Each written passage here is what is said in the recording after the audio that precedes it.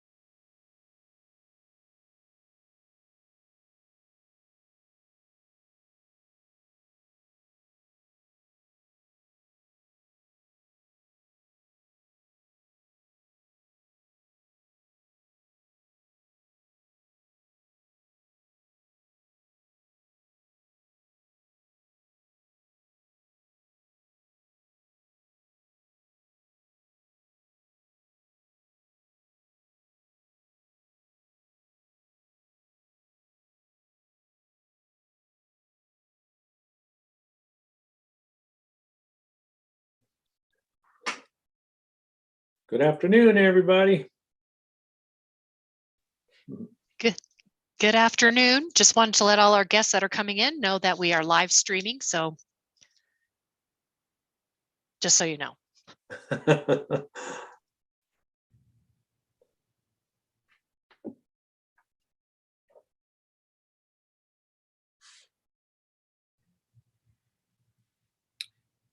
I think Vice President Burchell is doing some product placement while we're live streaming. I hope that wasn't a Pepsi bottle.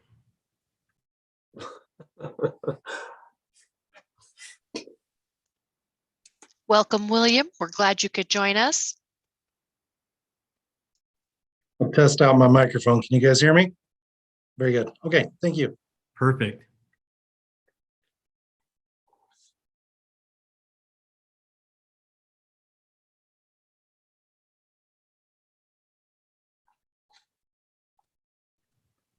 Welcome, Cassandra.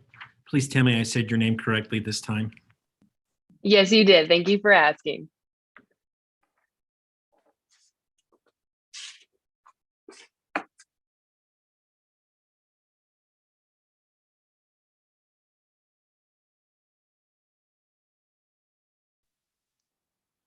Welcome, Kelsey.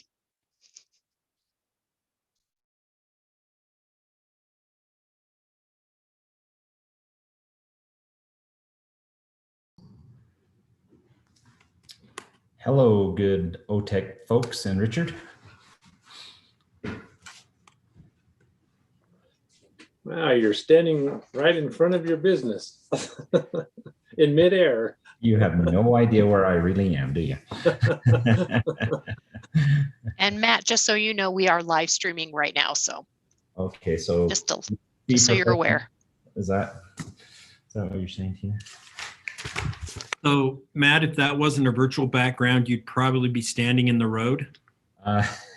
Yeah, dodging heavy equipment. They're doing some road work in our area, which we're immensely grateful to Pleasant View for. It'll add years to my life, I'm sure, because we get to a street light to turn left on 2700. So it's good stuff. Okay, we got a couple of minutes, so we'll other current events. Folks are coming in. So far, it looks like we have one board member absent, Tina, and possibly two. Is that correct? That is correct. Okay. Excused, not absent. Excused.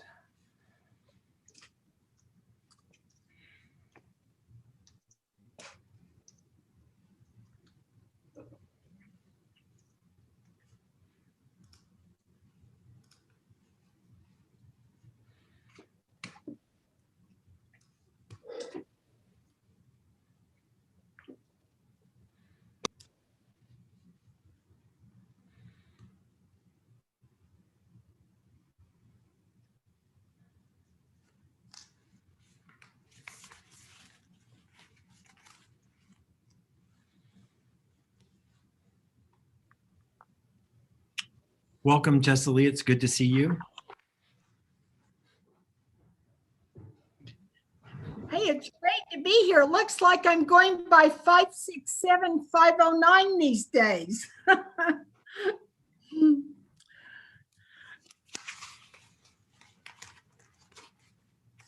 That's an interesting number. I'm sure it means something to someone. I don't know. It just showed up yesterday. I've got to get someone who's more technology savvy than me to see what I've done.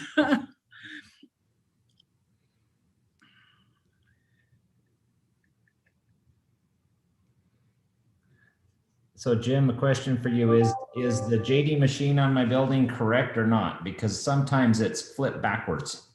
Okay, thank you, Monica. Oh, It looks correct to us. I don't know how it looks on your screen, but it looks perfect to us. yeah, I just don't want to embarrass myself. So, okay, I show 4 o'clock, folks, and we appreciate all of your attendance. This is a great group to have meeting today. Thank you for being here. We'll begin today by covering some of the legalese that we have to talk about because we have a virtual meeting. So pursuant to Utah Code 52-4-207, Part 4, the Ogden-Weber Technical College Board of Trustees has determined that conducting their April 22nd, 2021 meeting with an anchor location represents a substantial risk to the health and safety of those who may be present at the anchor location. The determination is based on the status of COVID-19 pandemic and the current risk phase as identified by the Weber Morgan Health Department and guidelines found in the Utah Leads Together plan. Today's meeting will be held electronically without an anchor location. The public can view the open portion of the Board of Trustees meeting via link on the Board of Trustees website, and you found that if you're watching today. So hopefully our days of reading that paragraph are numbered. But for today, we're grateful for technology that we can carry on the business of this great institution. We would like to, again, welcome all of you who are in attendance, especially Joyce Lee, thank you for being here. Monica, do we have a quorum of trustees? I'm sorry, Tina. Not yet, Matt. Okay. We need 2 more. Wait a minute. Yeah, 2 more. 1 more. I'm One sorry. more. Tina. Sorry. 1 more. Okay. But we can certainly start with some of the information items. Chair Wardle. Oh, that would be wonderful. Looks like our first one is a student spotlight. And this is great. Everything that we do is to support students. So we always love it when we can meet and recognize some of the great achievements. So President Taggart. Thank you, Chair Wardle. And we do have quorum for our Board of Trustees now. Again, our mission as a technical college is to build a prosperous community by creating a technically skilled workforce. And we do that 1 student at a time. It's really a key component of our mission. And we are so proud of our students and what our students have been able to accomplish over this past year. So this month, we're going to highlight 2 of our outstanding students, and they represent so many of our amazing students. And so I want to turn the time over to Vice President Burchell to talk a little bit about Kelsey Cummins and Will Denslow. So if I could, thanks, President. If I could, I'd like to introduce Kelsey first. And I would really hope that you have some questions for Kelsey and ask about her experience. I'd like to introduce her, and you probably saw the memo. But Kelsey first started with our industrial automation program in high school, at Ben Lomond High School in our AM STEM program. And if you remember, we started that the first class 2 years ago. And Kelsey was part of that first group. And she recently finished our industrial automation program. She's working at Autoliv. So I want you to count this. She's working at Autoliv. She's working as a tool grip attendant here at the college. She's also attending full-time at Weber State in the engineering program, I believe. She's nodding, so yes. Got that right. And she's on track to become an electrical engineer using both of her education here at the institution and at Weber State. And we're just so proud of Kelsey and the experience that she's had, not only here at the college, but out in industry working at Autoleave. So I would encourage the board to ask Kelsey questions and get her take on her experience here and help. And we're just so proud of Kelsey. So take it away. So Kelsey's here to answer any questions you might have for her.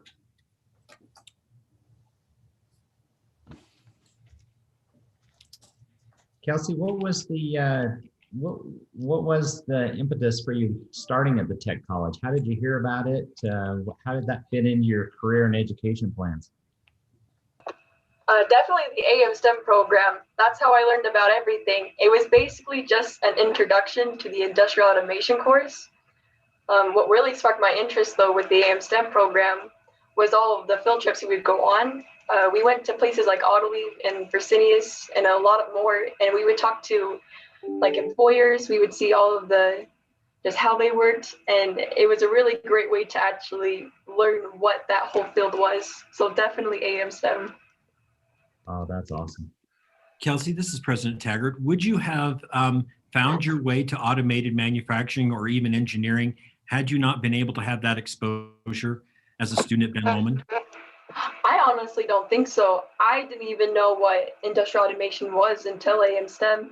If it wasn't for my engineering teachers and Mr. Tolson from the whole course, I would have no idea that, the HEC, the WTC was even an option for me. So I'm so glad I took it. Kelsey, when did Autoleave offer you a job? Did they wait for you to complete your entire certificate? I got it back in December. I waited a little bit to actually start applying for jobs, but I finished last month, so they definitely waited. Well, I didn't finish my certification until, yeah, they were okay with not me finishing it first. They knew they needed to get you on board at Autoleave before someone else stole you. I do want to show a quick picture of Kelsey, and she's going to hate me showing this, but that's okay.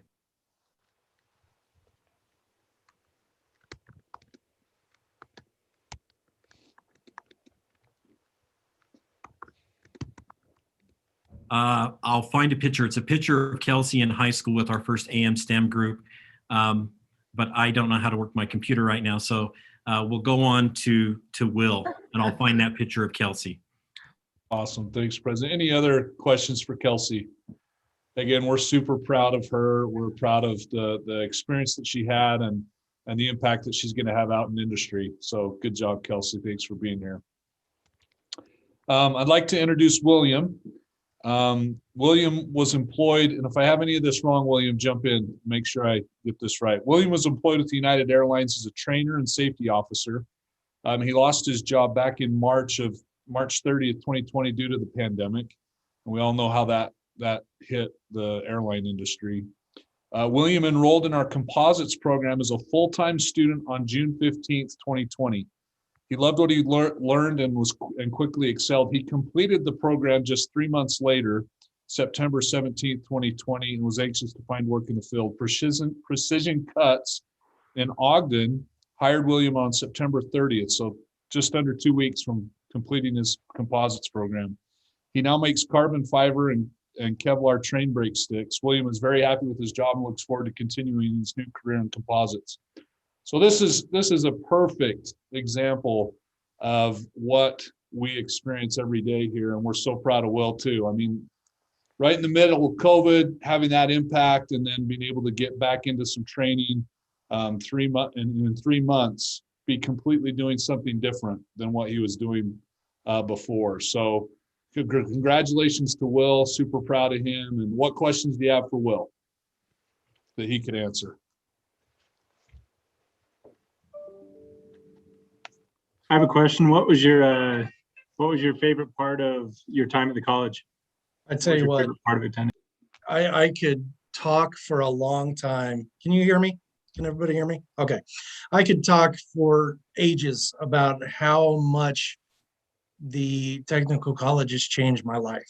My first experience with the technical college was about 30 years ago. My sister was attending a cosmetology class, and I was her final for the cosmetology class, and she was cutting my hair, and she snipped off the top of my ear. And when she cut the top of my ear, she still passed, but she was just completely freaking out. My sister is no longer with me, but I think about that experience all of the time. So about 5 years ago, I was sitting in Des Moines, Iowa. I was working for a company. I've been in the airlines. Well, I was in the airlines for almost 20 years. And I was sitting with one of my employees, and they said, well, what are you going to do? You're too smart for this. What are you going to do? And I said, and I didn't know what composites was at the time. And I said, you know what? I want to do aircraft fabrication. That's the only thing I could think of to call it, because I didn't know what it was even called. And so fast forward a couple of years, I was sitting in my garage tinkering with my motorcycle, and I was out of work, worried. And my wife came out at the time and said, why don't you finally call the ATC? I know you've been wanting to do it. Call the OWTC and just make an appointment. So not even 2 minutes later, I jumped on the phone. I made an appointment with one of the counselors, and we talked. And in no time flat, I was signed up to go to the school.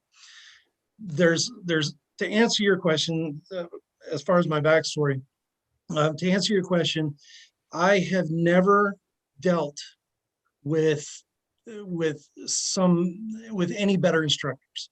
Neil and Jake out at the composites building are absolutely unbelievable.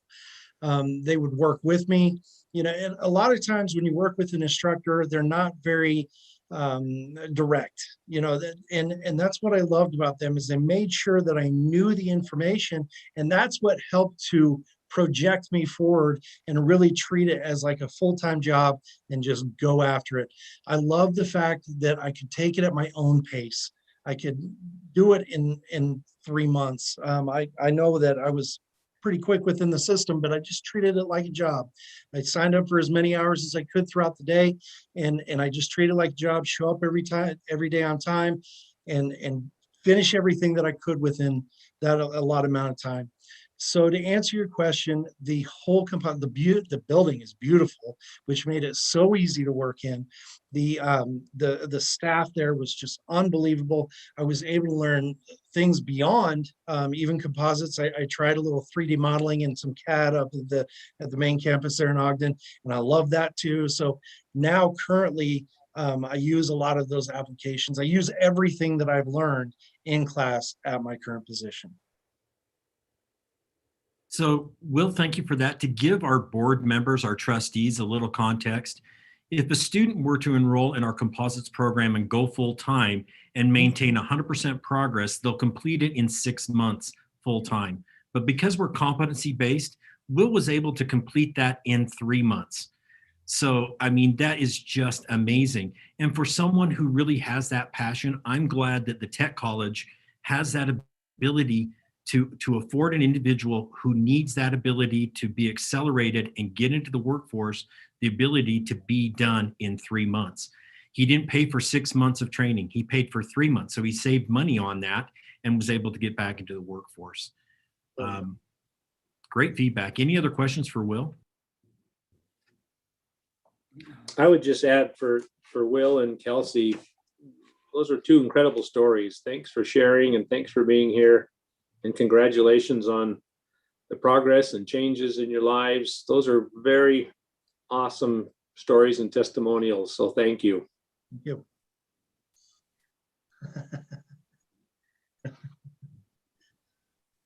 I totally echo what Richard said. Thank you so much for sharing your story, and congratulations to you and the path that you're on. Wish you all the best. Thank you. Hopefully you can see this picture of Kelsey, the young lady holding the banner on the left on the front row. That was her in high school.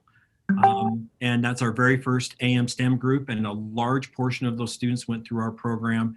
And that's why we have partnerships like this, to expose students while they're in high school to early college programs that they can start tuition free. And this is a benefit not only to Kelsey, but this is a huge benefit to our employers in our community. And Weber State now has the very best engineering student they could ever hope for because of this great partnership that we have with our school district. And we're expanding Ogden High this year, and we'll be pushing this out to a high school in Weber School District the following year. Any other questions for Kelsey or Will? Again, congratulations to both of you. Thank you so much for being here tonight. Great job. Thank you, Kelsey and Will. That's inspiring for us. That helps us to know that the things that we're doing here and helping with the Tech College are worthwhile and making a difference. And all the credit goes to you two for taking advantage of that opportunity. Kelsey getting up early in the morning and going above and beyond. I'm sure it's going to pay off. All right. Thank you so much. Thank you. While we're kind of in the informational portion, and Kelsey and Will, you're welcome to stay on if you'd like in the meeting. We're going to cover some business, but if you need to go, you're excused. So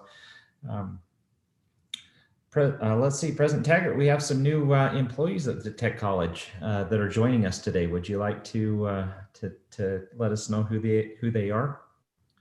You know, our board members spend an awful lot of time interacting with myself and with our vice presidents and with our development director, but we have some new key members to our leadership team, and we want to take a moment and introduce you to each one of them. We've sent out their bios and pictures of them. They are phenomenal in what they do, and they're a key point to our success, and they've already made a huge impact here at the college in a very short time. So I want to turn the time over to both Monica Schwenk, our Vice President for Student Services, and to Chad Burchell to introduce some of our new key employees that really make a difference in our college's ability to meet our mission and our outcomes. So Chad, are you going first? Monica, you want to go first? I'm going. Go ahead, Monica. Okay, I am happy to go first. I'm so excited about the new members of our team. They are already doing so much for the college and for the students. First, I wanted to introduce Stephanie Perez Lopez. She's our new diversity and inclusion coordinator, and she'll oversee all of those activities, initiatives, our Young Parents Scholarship Program, and represent us in the community. Stephanie worked as the high school admissions advisor with Salt Lake Community College and formerly with Weber State. So she comes to us understanding higher education and the importance of technical education. She speaks Spanish fluently, and she's getting ready next week to graduate with her Master's of Interdisciplinary Students, and she's concentrated with Business and Public Administration. So the perfect skill set for the Tech College and to help our students, and especially our students who Spanish is a second language, helping them navigate the Tech College experience and bring their families and get them introduced to the importance of education. So welcome to us, Stephanie. Next, we have Maria Milligan. She's our marketing manager. And Maria comes to us she was the chief of staff and marketing manager for the Utah National Boy Scouts Council. And she has a master's in English and is soon to be one of our alum. She is in the web and graphic design program here at the Tech College. And her writing skills, her finesse, and her organization have really enhanced our marketing team. We're working on a website redesign. And so she's got her hands full, but she jumped right in, took on the annual report, got that out in her first month here. So welcome to Maria. And finally, we have Leah Orton, who is our new financial aid coordinator. Leah has been with us for 9 years, and she's just worked her way up and through and been such a star. She worked in enrollment, financial aid, scholarships, data and workflow most recently, and now returning as the financial aid coordinator. She's grown with each new position. She's amazing and talented, and it's been so fun to watch her career progress at the college. So excited for Leah's new challenges. Chad? Thanks, Monica. And I'm happy to introduce two new folks to our college and the Instructional Services Division. I first want to introduce Cassandra Tello. She is our new BDO manager out at the BDO campus, and we're so excited to have her. She's originally from Ohio, and if I remember right, she came to Ogden because of the great skiing and outdoor stuff that we have here, and we kept her here. And we're grateful to have her. She received her bachelor's degree in integrated studies, recreation, environmental studies, and early childhood development at Weber State, and just completed a master's in public administration at the University of Utah. She brings a lot of different skill sets to the table. She's worked in nonprofits, both public and higher education context, and we're excited to have her introduce those skill sets here at the college and with our not only our programs out at BDO, but with our high schools and the programs that she works with. So again, we're excited to have Cassandra here at the college. She's going to bring some unique skill sets that we haven't had before, and being able to see things through maybe a different lens than maybe what we've looked at before as well. So again, welcome, Cassandra. We're excited to have you. And then we had a program director leave just in the last quarter or in the last 6 months, and we've identified and hired Jason Werner as our new program director. I think a lot of you probably already know Jason. He's been with the college for 9 years in a number of different roles. He started, if I remember right, Jason, as a youth build instructor over construction and helped in the construction side on youth build. He was our construction coordinator, construction program coordinator for a time. He served as the BDO manager for 3 years, and now is the program director over our manufacturing programs and the programs out at the BDO. Jason he has his bachelor's degree from Weber State in technical sales, a former tech sales person. We're compadres there, and just recently completed his master's in education and instructional leadership from Utah State. So we're excited to have Jason. He's going to bring some of his skill sets and experience that he's had here at the college to broaden those to student success across multiple programs now that he oversees. So again, we're excited to have Jason as well. So welcome, Jason and Cassandra. We're excited.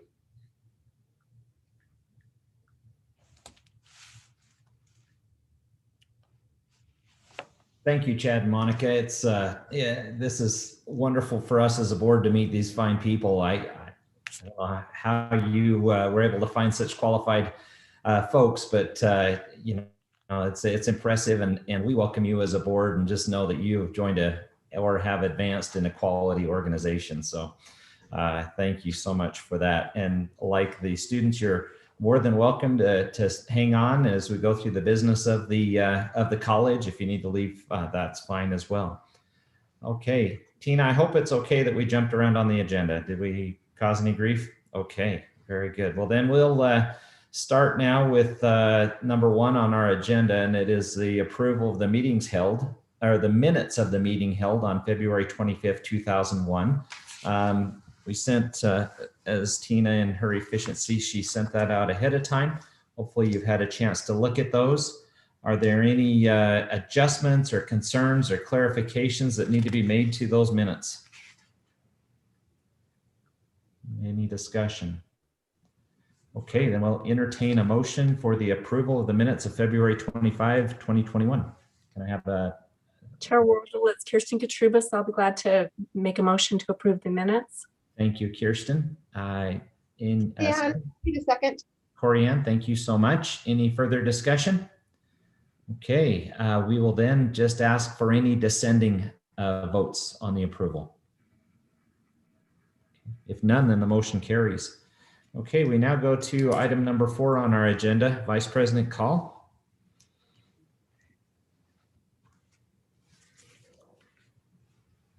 Thank you, Chair Wardle, and it's good to be with everybody again. This maybe not quite as exciting as all of the new members of our leadership team, but nonetheless very exciting to talk about budget modifications. So this should be pretty brief. We look at the current fiscal year 21 budget. The biggest change that we had as we adjusted the budget had to do with some federal dollars that we received as a result of the pandemic, and money that was passed through from some agencies such as the Ogden-Weber Chamber and then the UEN group. They essentially gave us some of their CARES money to spend because they weren't able to spend it all in the time that it needed to be spent. So at the beginning of the year, when we set the budget up, we had not factored that in, and it was about $453,000 that we added to our budget, both in revenue and expense. So that was one of the adjustments we made. Ironically and fortunately, despite a pandemic year, we did increase our revenue projections in auxiliary enterprises as a result of increased sales in the college store. So that was another adjustment that we had to make. Under operating expenses, it was really just a shift from salary and benefits and travel budgets to the general expense consumables, where we moved some money. And I'm talking off of page 11, the memo. The numbers are on page 12, but outside of that, really, there was a $100,000 decrease in Pell grant projections, and so we reduced the budget by $100,000 there. And then a quite big change in our investment income projection. We reduced the budget by $100,000 there due to lower yields as a result, once again, of the pandemic and changes in the value that we get out of our money that's invested. We already talked about this, but the capital expenditures, that money we received from Weber CARES and UEN CARES, really was passed through to capital purchases. And so that's why there was the significant increase of $575,000 to our capital budget. And that really summarizes pretty much everything that took place in this budget mod. If there are any questions, I'd be happy to answer them.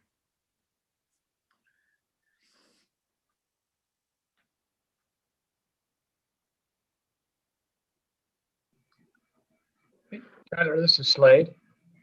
I think you mentioned college had received PPP funding. Was that restricted, or what was it restricted to, of what you could or could not use it for? And do they anticipate any additional funding? Oh, wow. Yeah, great question, Slade. We have received a lot of federal dollars, and we actually already are essentially aware of 3 different funding amounts. We had the first one, which was called CARES, and the college received just under $600,000, and half of that went to students. And Monica and Leah and our financial aid group and student services identified some criteria that students would have to qualify for those funds. We distributed nearly $300,000 of CARES money to students. Actually, I think a little bit more, because the other half was institutional dollars that we could use for PP&E. And really, it was just to focus on anything to prevent or deal with the pandemic, from a protection and safety standpoint to a distance learning, telecommuting, anything that we had to do to try and promote those types of activities, we could use those funds for. We've actually already been through an audit or / review from the state auditor on those dollars, and they had no findings. They did have some recommendations and different things, but we were pleased with how that went. We were very transparent, and we were actually very conservative with how we use those dollars. Since that time, we became aware of a second round of funding, and Monica will be able to correct me on the acronym, but it's something like HEEFR or something, or Her for CIRSA. Yeah, so there's a couple Round of 2 different CARES acronyms, but funding. the college qualified for about $1.5 million under that round. And again, 300,000 of that is to go to students. And the rest of it is to be used for institutional needs. And that can be, once again, for those same things. They've loosened up the guidelines and the restrictions on how you can use that. But quite frankly, we're still in the process of using those dollars and identifying appropriate uses. And then even though we haven't finished spending that, there's a third allocation under what's called ARPA, I believe, and that is nearly $3 million to the college. And that was part of the $1.9 trillion economic stimulus bill, I believe. That was our college's share of that. And so once again, there are different things being discussed, but we have not used any of those dollars. So I hope that didn't go on too long, and hopefully that answered your question. No, you're good. I was chatting with one of the other, let's call it universities, and as they're justifying what they use their funding for approval, they had made a comment, anything that would go towards IT improvements and security was automatically approved. So they were, anything at all that they had on the couple-year outlook, they're just doing now to help. Yeah, I don't know if it's use it or lose it or what, but just an idea if you're considering anything. Yeah, that's a great observation, and that is something that we are looking at. We have had some IT infrastructure expenses already, and there's a couple of things in the works right now, and that is one of the areas that we're definitely looking to use these funds. Yeah, thank you.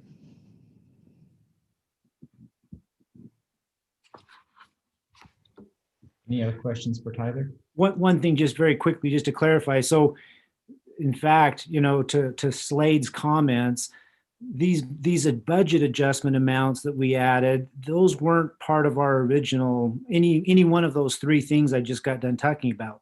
Those were monies that were granted to other institutions that then transferred them to us. So for example, the UEN one, that was all money that we used specifically for IT upgrades.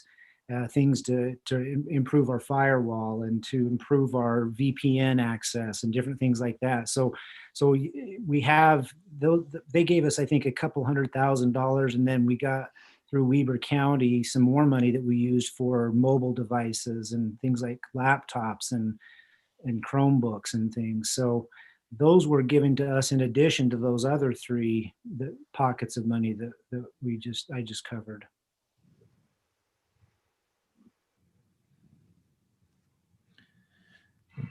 Joyce and I have the opportunity to go through these numbers on a monthly basis, and it's been such a strange year going into it. The proposed budget cuts that were thrown out there, and then that was much less than was anticipated. And then, we had expected a major drop off in student tuition and fees, and that didn't happen. And then this other money coming in. So I think it's just important to be wise stewards of that and use it as a launching pad for improving the effectiveness of the college for students and the community. It's a strange place to be, but a good one, right, Tyler? Yeah, thanks, Cheryl. You actually just reminded me of another thing that I think is worth mentioning, but we did in the very early stages of this pandemic lose some revenue, both auxiliary and student tuition and fees. We, to the tune of about $500,000 or $600,000 in fiscal year 20, lost some revenue. It was back in March, April, May when this thing first started. And one of the things that we're learning from one of these second and third allocations of federal funding is that we can use those dollars to offset those losses. And so that is one of the things we're also looking into, to actually use some of the subsequent allocations towards, is to offset that lost revenue.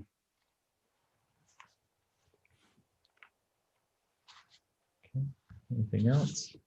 All right. With that said, we'll entertain a motion for the approval of the proposed fiscal year 21 operating budget modifications.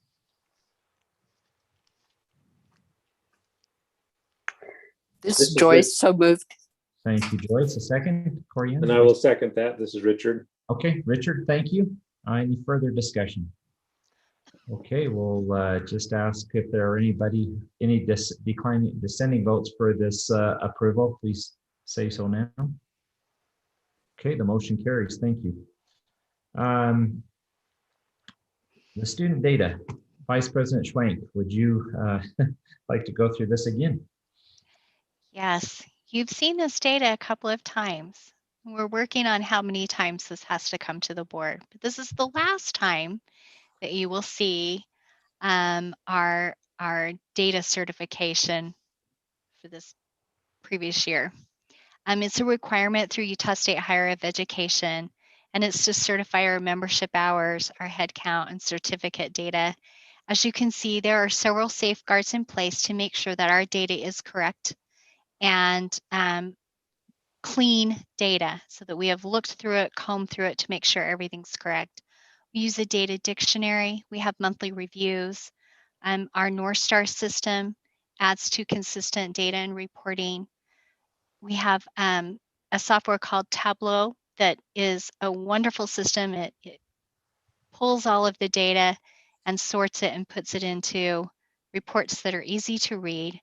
Our data managers share best practices to make sure that we're consistent and we're comparing the same information.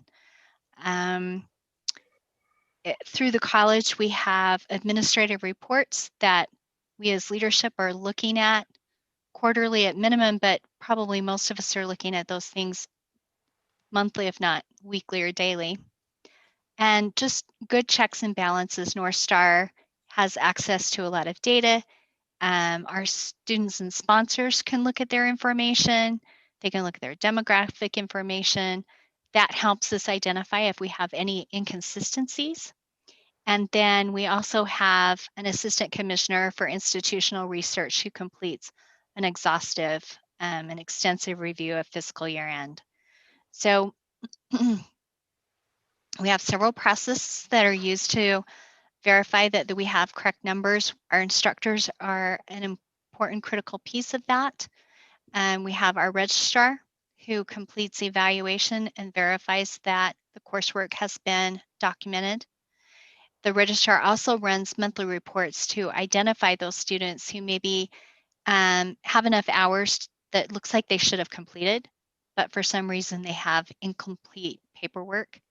She also checks to see if the final paperwork has been submitted. At year end, she's running those reports to identify and make sure that students who have completed their courses and all the paperwork's there so that we can then count them. Our Director of Data and Workflow prepares a monthly report that's reviewed by our program directors and faculty. Those completion reports go to USHE quarterly and again, extensively reviewed. So we feel very confident that our data is correct, and there is a table there reflecting FY19, FY20. We did see a decrease in our adult headcount, a little bit of increase in secondary. In total, a 2.19% drop for FY20, which is not bad in a pandemic. We're pretty pleased with that. And then you'll also see the certificate information there. A little bit of a drop, but we know our students really struggled with keeping full-time schedules and keeping their head in the education game. So we really expect to see that will increase over this next year. So this is submitted for your review and for your ratification of the data. And I'm happy to answer any questions. One thing I would add is this does reflect something that's been unprecedented in our 50-year history. This does reflect being closed for an entire month of April. And so that really did impact our enrolled hours and our head count. And we did lose students because of a lot of reasons. They did not come back. Even when we started bringing people back in May, we had to phase them in. Many of our students couldn't come back until June, and we lost a lot. This is not dissimilar to our sister institutions. You can see that we had strong growth in secondary, but many of our secondary students, we lost them in April and they didn't come back. Since this time, we have year to date, since our first closure, we have granted over 800 certificates. And so we've had a great rebound as we've learned to deal through the pandemic. But these numbers actually could have been a lot worse had we not brought students back beginning in May in a phased approach. So Monica and President, this is Richard. President, you just sort of answered my question. Monica mentioned about the drop in the adult certification, but almost a 21% increase in the secondary. My thought would be a lot of high schools were closed, students were in and out, they were online. How did so many secondary students complete during such a trying time? We had a super, super strong start to FY20. We were so excited. We were, the team, the student services team had set some goals for enrollment and had really, they were on track to exceed all of their goals. Okay. That momentum helped carry us through the downturn, or it would have been a lot worse. Okay, that's awesome. Thank you. And Richard, to that point, the other thing that occurred is our faculty did an incredible job reaching out to our secondary students and saying they worked with them even during April. So they were not counting as headcount or even enrolled hours. And it was, what can I do to help you complete? Many of our secondary students, we didn't want them penalized because they couldn't complete their certificate tuition free because of circumstances outside of their control. Okay. So we worked really hard and prioritized high school students that were close to completing. If we could find a way to help them complete in April, May, and June, that was our priority. And so that's why you see another strong completion there. This year, and you can see this in our other data, our adult enrollment is actually up much higher than last year, even trending. If we wouldn't have closed, we're still a much higher enrollment than we would have had we not had closures. And a lot of that is students like Will that you met earlier today, who are no longer attached to an employer, and we're serving them. We did see a slight dip in our secondary enrollment so far this year, and we anticipated that, but it wasn't as low as we had anticipated. And we already know that next year will be a significant year for us because those high school students have reached out to us and are registering for next fall to start classes. So we really see next year being a strong year, not only for our adult enrollment, but for our secondary students as well. That helps. So a follow-up question with the secondary students, are all those programs fully ramped up? Do you anticipate a decent summer graduation rate with these secondary students, or where are you currently? One of the challenges we have, and Richard, that's a great question. One of the challenges we have now is we do have some programs that have some limitations due to spacing, due to distancing guidelines. We do have some programs that are running at full capacity day and evening. We're hoping by the summer that as infection rates reduce, and if Weber County can get to that low rate as identified by not only our public health officials, but our legislature, we're hoping that we can do some expansion. We've used a lot of our federal funding to do as much expansion as we can. It's one-time money. We can't use it to supplant current operations, but we can use that to hire new instructors short-term so we can expand offerings. We do have some space limitations where we can expand. We've expanded. That's probably our biggest limiting factor right now is the space. We have been using a lot of hybrid instruction, and we've been able to take care of a lot of capacity issues by allowing students to access a lot of their theory content at home or at work. And that's how we've been able to deal with a lot of that. But so much of what we do is hands-on. And so we're hoping, we're anticipating a big onslaught of new enrollments. We're hoping we can meet that demand, and we're prepping right now for that demand. Okay, thank you, President.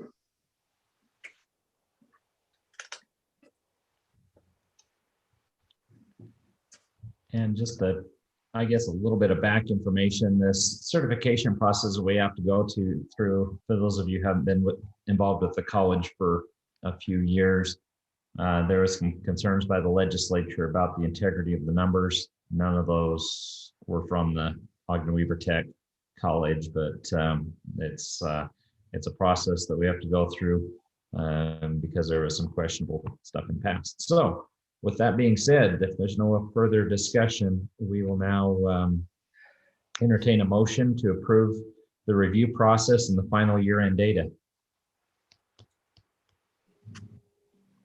This is Kirsten Katrubas. I'll move to approve. Thank you, Kirsten. Do we have a second? Slade, I I'll can second it. second. I heard Slade first, so we'll take Slade. Any further discussion? All right, are there any dissenting votes for the approval of this review process and the year-end data? Okay, the motion carries.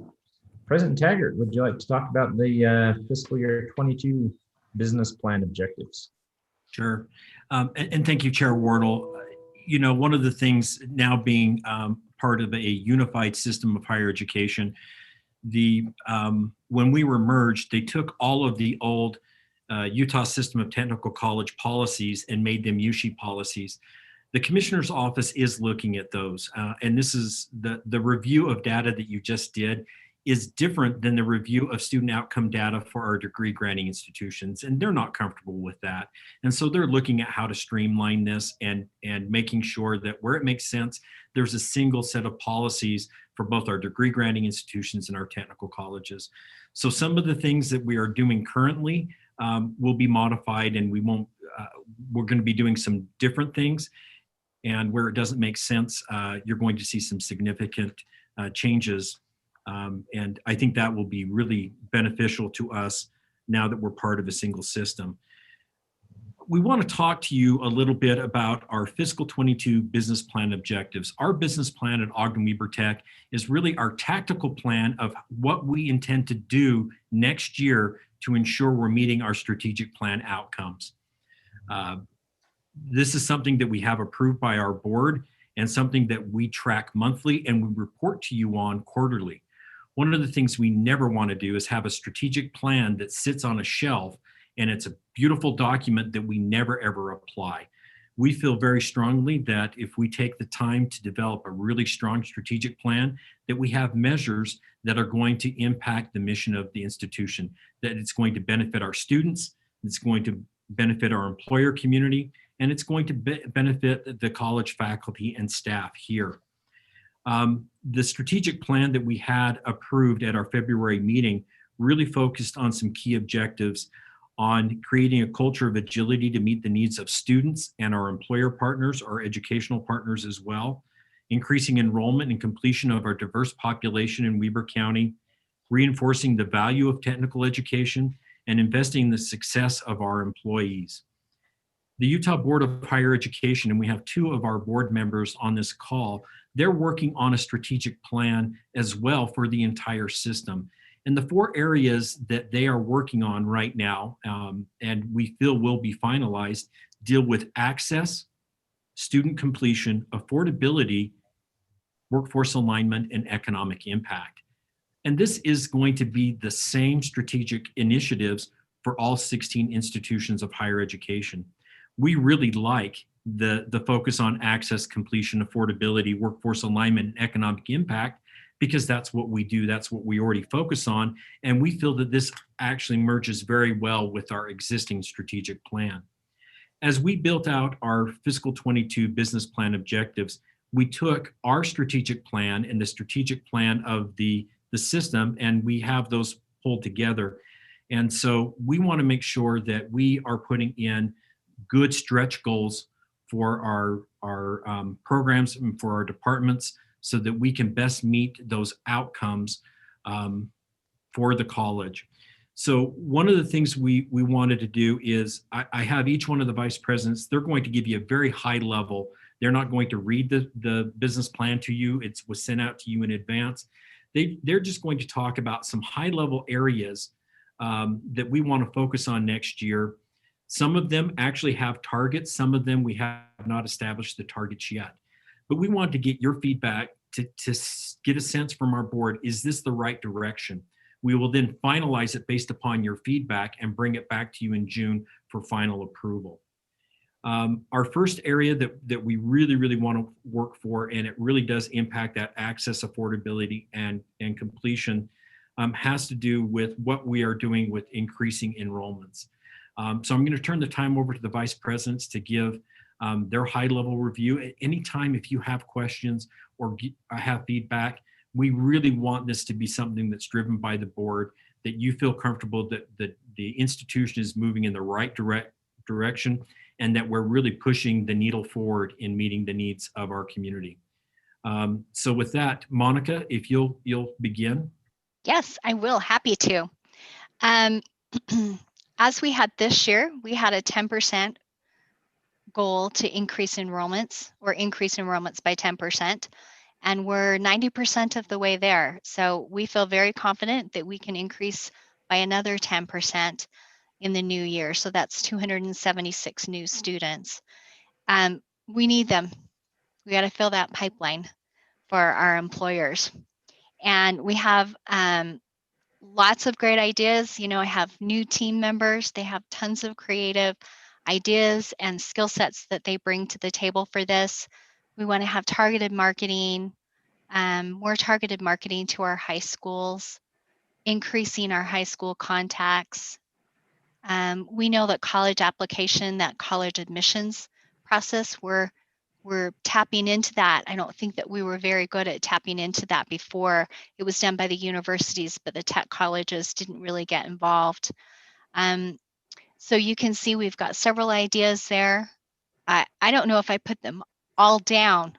There were so many ideas, so we're really churning out how that's going to look and quantifying those. We also are very focused on increasing our minority student enrollment. As you know, for the past almost 5 years now, we've wanted to mirror our Ogden City community. Right now, almost 33% of our student population are minority students, and we fluctuate between 28 and 29% are our Latinx community members. So I just feel so proud that a third of our students are minority students. I think that speaks to our focus on diversity and inclusion. We want to increase again by another 2%. And we know that really, for us, usually comes from our high school liaison. That is our real recruitment areas with our high schools. Any questions about that? If not, then I'll turn it over to Vice President Burchell. Thanks, Monica. And I just have to say, the student services team, our enrollment team this year has done an amazing job getting students into the classrooms. I mean, we are, President Taggart alluded to it, but we have programs that are at capacity. We're looking at ways to expand and grow additional seats or avenues, and Monica's team's done a tremendous job in that. So 10% last year for new enrollment. They're looking at it again for this year. It would make sense for instruction to own the completion piece. And we've got to do a better job finding ways to allow students to complete, get awarded their certificate, and get out into the workplace. So we're targeting, we're kind of bumping that up a little bit. So they looked at new enrollment by 10%. We've worked really hard on retention. We've seen some positive retention outcomes this year. So we're looking at like an 11% benchmark to increase our certificate completers in fiscal 22, which equates to over 100 more certificates in fiscal 22. By way of example, that's probably increasing. On average, our programs are putting out 40 to 50 graduates if you averaged it out over all of our programs. So you're talking about really improving or adding 2 more programs and all of those graduates with over 100 certificates. So, and like Monica talked about, we're looking at all kinds of different ways and strategies to accomplish that. And some of them are bullet pointed there on the screen, but there's multiple ways we're going to attack this and try to figure out how we can complete more students in fiscal 22 and not only have them out and working, but have that certificate in hand as well, that documented completion. So anyway, that's us in completion. Chad? Any questions? Yeah. Yeah, this is Richard. For you and Monica, I know you leaders have done a great job over the years of explaining this. Can you summarize sort of the economic impact of Northern Utah by having, an 11% increase and 115 more certificates and potentially 115 more people in the workforce? Is there some ballpark figure of the economic impact for every certificate, or can you remind us of those kinds of numbers? I know there is. And I see President Taggart smiling. There was an evaluation done on the impact of technical education. I would hate to shoot from the hip here, but yes, there is, and I can definitely pull that data and send that out to the board, because there's definitely a significant impact to our region with every graduate. So Richard, the last time that we looked at this, and this is pre-pandemic, the most conservative estimate that we can find for the payroll impact of students who either graduate from the tech college and go to work, or they get enough training to be employed in a related field. Mm-hmm. The very, very most conservative estimate on their payroll is about $65 million a year. So if you take 5% of that and say they're paying taxes now, and they're going to pay 5% of that in state taxes, they're paying back, those that are going to work, they're paying back the total cost of running the college in about 5 years. Now, that's amazing, because they're going to work another 25 years. Mm-hmm. That means that the investment, the ROI on every tech college graduate, again, remember, they're all completing debt-free. They pay back the total cost for every student, including those students who drop out and never go to work, in 5 years. And then they pay back and with increased salary and wages over the next 25 years.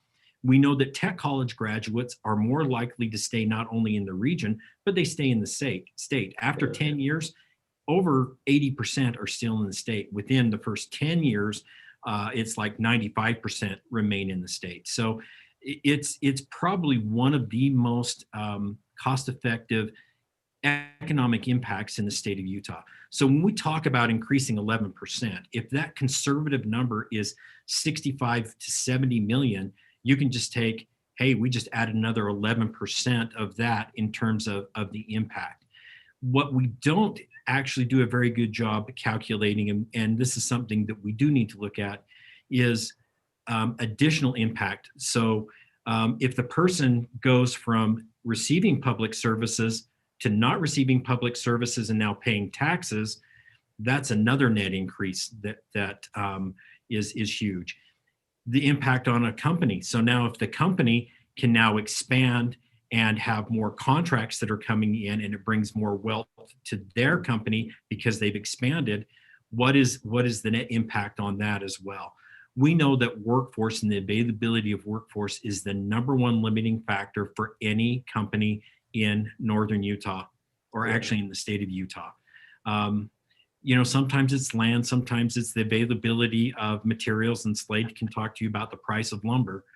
But the bottom line for almost virtually everybody, it's the availability of a skilled workforce.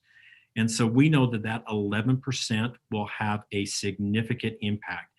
So it's going to have a $6 to $10 million impact in just payroll, just by that small increase. Thank you. That is a great summary. And I know you've shared these statistics with us before, but that's a good summary. And I would just say, in the reporting of the wonderful achievements of this technical college, that economic impact is so powerful and is so meaningful. So thank you for that summary. That helps a lot. Great question, Richard. Thank you. Yeah, and it's a perfect segue actually to, I'm going to jump in here to a little segment that is the workforce alignment and economic impact. Our strategic plan to reinforce the value of technical education. I think as a tech college, we're pretty organized with our lists of partners, but we've discovered that they're kind of in channels.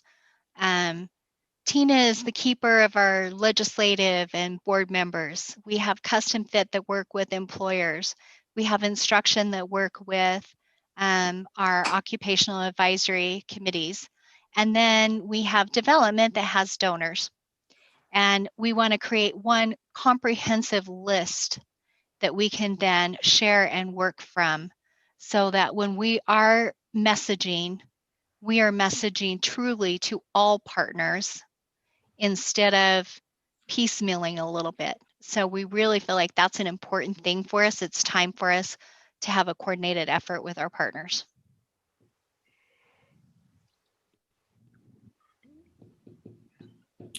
All right, I think that I'm up. Wanted to just wrap up the business plan by saying that everything that Vice President Burchell and Schwenk just covered with regards to the objectives that we have really can only successfully be accomplished if we invest in our greatest resource, which is our employees.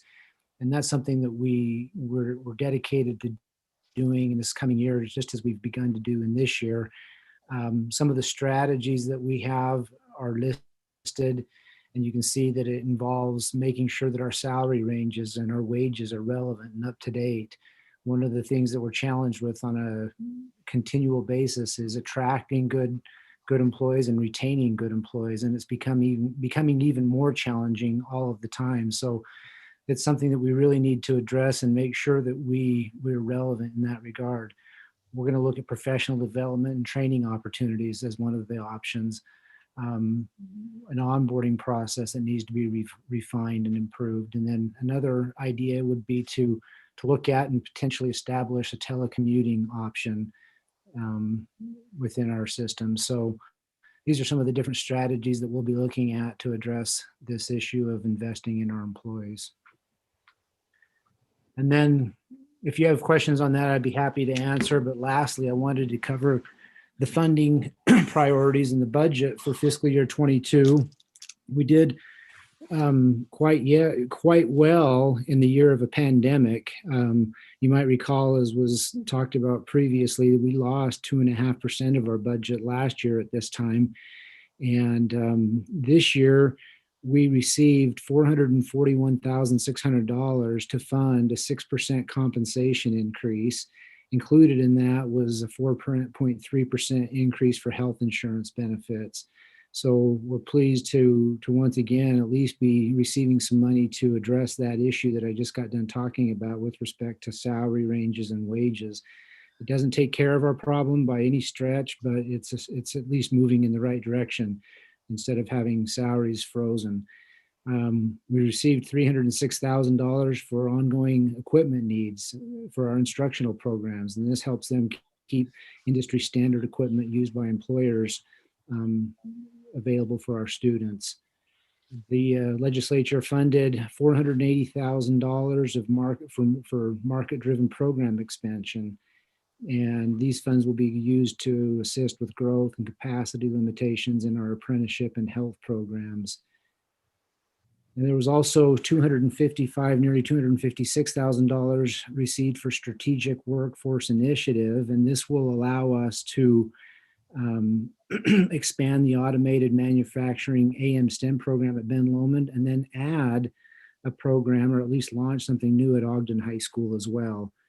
So we're excited about that addition. Lastly, there was some one-time funding that we received as part of an articulation partnership for dual enrollment with Weber State University. Both Davis Tech and ourselves received $140,000 of one-time money, and I believe the university received about $250,000 or something like that of one-time funds. And so that's at least a step in the right direction. We were hoping that some of that money would be ongoing, but one time is better than nothing. So you can see under the appropriated budget how the money is broken up between instruction, student services, our facilities group, institutional support, a custom fit program, and then what we have currently in contingency, and then the total dollar amount of our appropriation of $21,414,700. Does anybody have any questions about any of the funding priorities or any of our objectives?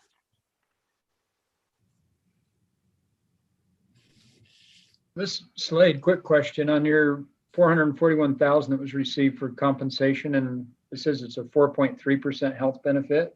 Did your cost of health insurance only go up 4.3% or? Well, fortunately, our costs went up less than that because That's awesome. we're in our third year of the SHARE program with Select Health. I don't know if you all recall that we entered a partnership with them 2 years ago where we would take an active role in managing, health and medical awareness, and our employees are required to participate in different programs. We have a lot of different things that we have to do throughout the year, and we have to maintain a certain percentage of our employees participating. And as long as we do that for 3 years, we're guaranteed a 2.5% increase. Wow. So in years past, though, to answer your question, before we entered into that, Slade, it's been pretty consistent that the legislature has only been funding a small amount like that, 4%. And there were years before this agreement with Select Health where our increase was closer to 10, 11%, and we were having to eat the difference or find money to cover it. So we've been fortunate in this last 2 years to have been on the other end of that, where it's more than what we needed to fund our increase. No, good job, because yeah, we always see the 10 to 11%, and they tell us how lucky we are that it's that low. Yeah. Good work. Thank you. Good question. Any other questions? If you don't use your contingency, are you able to roll that into next year then? Oh yeah, that's definitely, money that we kind of just have set aside in the event that there's emergencies that come up. And for your information, that balance in contingency is a little bit higher than what it's traditionally been. Some of you might recall that we received some performance funding the last several years, and as an administration, we've been very hesitant about committing those dollars and have been using that for some performance incentives at the end of the year for our employees. And so that money has not really been committed on a year-to-year basis yet. And so some of that money is not really the contingency in per se that we normally had. We used to have a smaller percentage of less than 1% of our budget set aside under contingency, but I'm giving you a very long answer to a straightforward question. We can roll that forward and still use it, yes. Yeah, thank you. Slade, one of the things that contingency does for us is in a circumstance where we have a large increase in secondary students who do not pay tuition and a decrease in adult students who do pay tuition, our budget includes about 10% of that is coming from tuition revenue. If the tuition revenue goes down, but our secondary enrollment goes up, we still have to provide services and those costs are still there.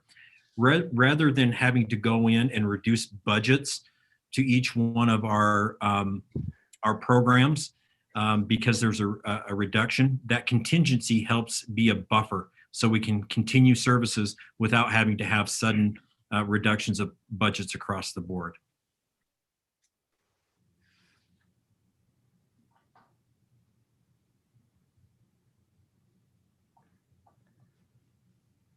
All right, any other comments?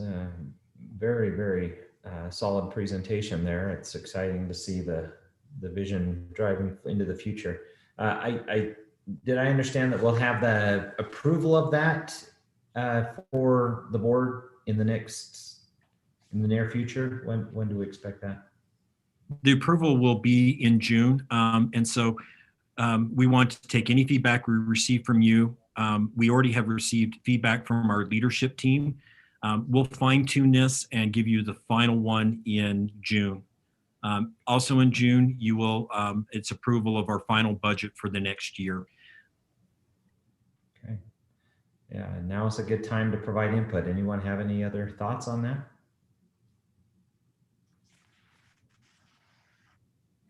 Okay, thank you for that, President, Vice Presidents. With the board packet that we sent out is a lot of informational items. Hopefully you've had a chance to look at that, and sounds like President Taggart, you want to talk a little bit about the 50th anniversary activities? Yes.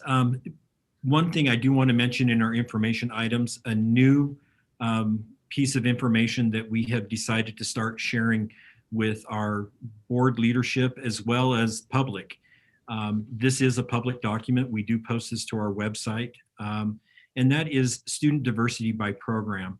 While we've always had a diversity initiative over the past 4 years to increase access for a more diverse population, we want to make sure that we're meeting the needs of our community and mirroring the enrollment matches the diversity of our largest city, which is Ogden City.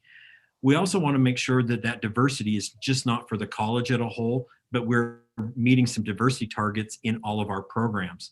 We're also, so on page 27, you can actually see diversity percentage by each one of our programs. And we have some opportunities. We have some programs that are extremely diverse, and we have some programs that we have some opportunities to increase diversity. We are also showing you the enrollment by male and females in non-traditional programs. And so you can see how many females do we have in our machining and our welding programs. You can see that overall 64% of our students are male and only 36% are female. So we have some opportunities there as well, and gives you the breakdown by age. So you're going to see this monthly. This is something that we look at all the time as we are planning and looking for opportunities for growth and development. And we felt that it was important to share this publicly, let the public see this, and certainly let our board leadership see where the data that we're using to drive ourselves forward. Today is our birthday. Today is our 50th birthday. The college was founded 50 years ago. And we wanted to take a minute to share some of the things that we're going to be doing over the next 50 years. I know that we don't look a day over 48, but we are 50 years old today. And so we started our celebrations today. We're going to spend a year celebrating our 50th anniversary because we're in the middle of a pandemic and we want to have a lot of parties, and we decided 50 years only happens once. So we're going to celebrate for an entire year. Those of you who drive down Washington Boulevard, you may see some of our 50th anniversary banners that are along Washington Boulevard. We lost a few of them during a big windstorm. And so we're working to get those replaced, but we want to highlight our students. So each of those banners we're highlighting different students and celebrating our tagline that technically our graduates run the world, which they do. They're amazing. And so I wanted to have Monica and specifically Bryn Murdoch, they're both been instrumental in developing what we've been doing and what our plans are for this next year. And we want to make sure that you're involved as much as you can be in our 50th anniversary celebrations. Well, we kicked off today with some delicious cupcakes from Ye Old Cupcake Shop. And that just seems mean to tell you that, since we're in Zoom meetings and now we can't enjoy delicious treats together. But we did have, we ran out of cupcakes. We had to go and get more for our evening students. So it was very successful. I think our students and our faculty and staff are just so excited to see each other and mingle for a few minutes. So that's our kickoff, but we have awesome things planned all year long. We have a comprehensive team that have been amazing pulling all of this together. So I get to report on it, but they're the ones who truly are doing a ton of hard work. We're co-branding with food vendors and our partners, co-branding banners, putting those out in the workplace with our partners and on our partners' social media and newsletters. And we have several food vendors that are working to create special coupons for Tech Tuesday Day, like Farr's Ice Cream, Coffee Links, Lucky Slice Pizza, of course, the Cupcake Shop. We'll have banners in the Newgate Mall. As part of this, Bryn and President Taggart have created city scholarships, and those will be presented at city council meetings. So each of our major city and townships will have an opportunity to have a scholarship for one of their community members. President Taggart talked about the banners along Washington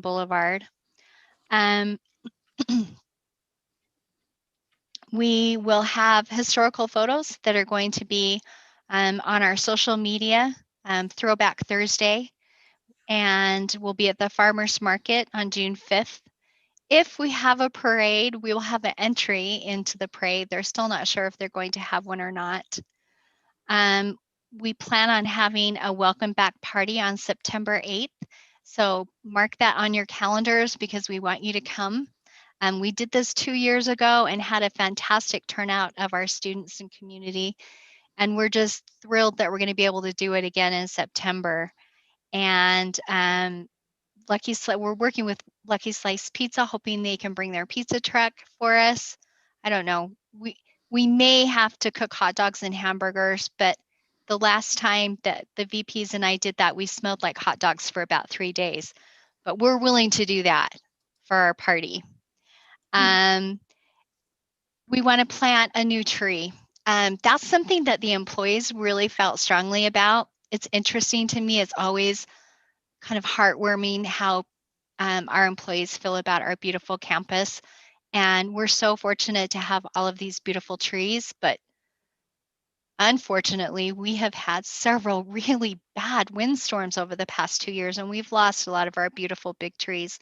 So the employees want to plant an oak tree, which is a symbol of knowledge, and have that here as a lasting gift for the campus. And I am going to turn some time. Oh, I almost forgot the most important thing, the thing I'm the most excited about. We are going to have a Christmas Village house. I know we've built so many for everybody else, but this time we're going to have our own. And we have a whole creative team that is working just on that. A really great design. It's so cool.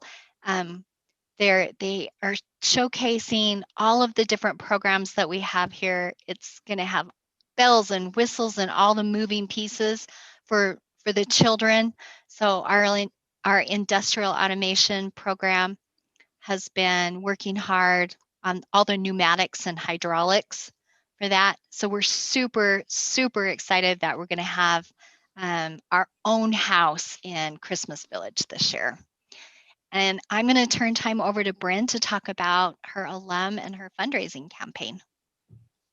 Yeah, so we are so excited to be launching our alum association. It's been something that we've wanted to do for a long time, but it's going to give us an opportunity to connect with our graduates, to highlight them, to let them know about the resources that we still have available to them, keep them up to date on the college, let them know that they are still a part of our community, and then invite them to give back to current students.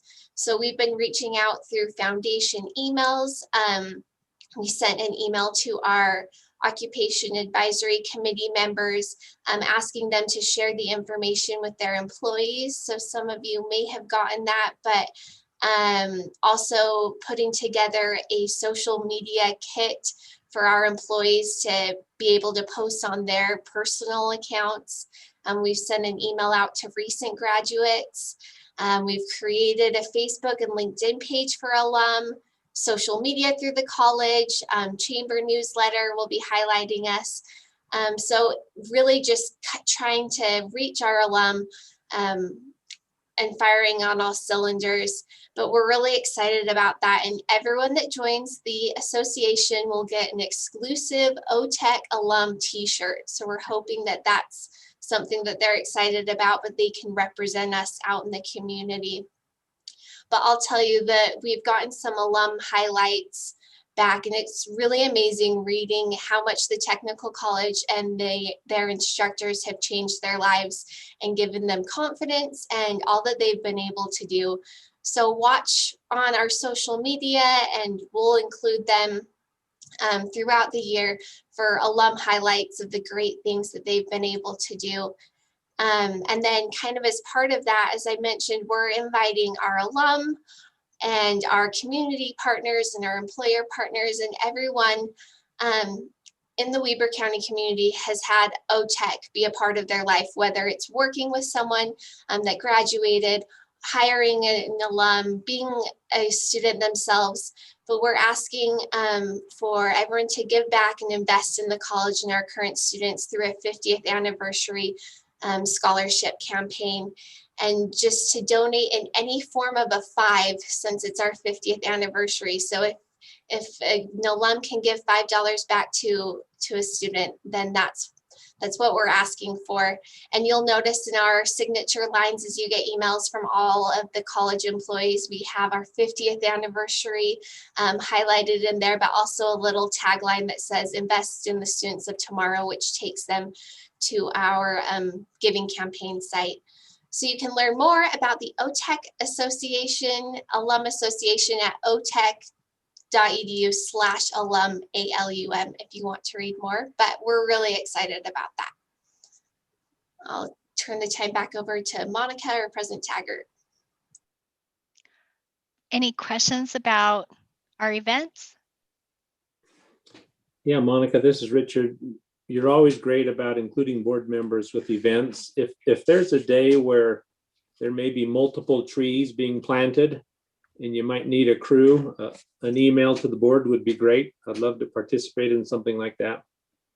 You will definitely have an invitation to that event. Thank you, Richard. Sure. I'll turn the time back over to President Taggart. We're excited. Again, we have to start out a little slow because we're in a pandemic. There are some other things that we have in the works that we're not sure we'll be able to do. One of them is painting the street. We're working with the city. We hope that we can paint the street between the federal building and the municipal gardens. So yeah, Richard, we'll give you a call. We have to do that on a Sunday morning at 6 a.m. Yeah. But if we can, I'll be in a meeting Sunday morning at 6. Yeah, I know that a lot of people have 6 a.m. meetings on Sunday morning, but come on. Interesting. Who doesn't want to paint a street at 6 a.m. on a Sunday? Yeah. We're looking forward to other things, and again, we'll keep you involved and engaged. And so every one of our students today was able to get a little mini birthday cake, and they each got a pin that they can put on their backpack or anything that helps celebrate our 50th anniversary. And I'm so excited about the stories that we've received so far. I had already been working with Representative Musselman for a couple of years before he informed me, hey, I'm an alum. I'm a graduate of Ogden-Weber Tech. And there are so many people out there that have made a big, big impact in our community. And we're getting so many phenomenal stories, stories that I wasn't even aware of, that we're excited to be able to share. And we're so proud of 50 years of making an impact in our community. And we look forward to the next 50 years and beyond. So with that, that's all we had for open discussion. Chair Wardle. Hey, Tim, it's Corianne. Sorry, I'm walking to the train while I'm listening, but just wanted to say happy birthday. Thank you, Trustee Edwards. And we're hoping that we've only had 6 name changes in the first 50 years. We're hoping this name sticks for a minute. And so Corianne understands name changes as she now is the managing director for Go Utah instead of Go Ed. Right. I don't think we can promise that name change stabilization. Nothing as sure as change. All right. Any other items that need to come before the Board of Trustees today? Okay, our next meeting will be June 24th at 4:00 p.m. It's currently slated for Zoom. President, that is a little up in the air, right? We might possibly. We are going to try everything, and we will let you know. Our intent really is to have a face-to-face meeting in June. We will still make it available for those that want to participate via Zoom, but our goal is to meet face-to-face at our June meeting. Great. Okay, with that, we'll entertain a motion to adjourn. Paul will make that motion. Thank you, Paul, and that's all we need. So thanks everyone for your attendance today, and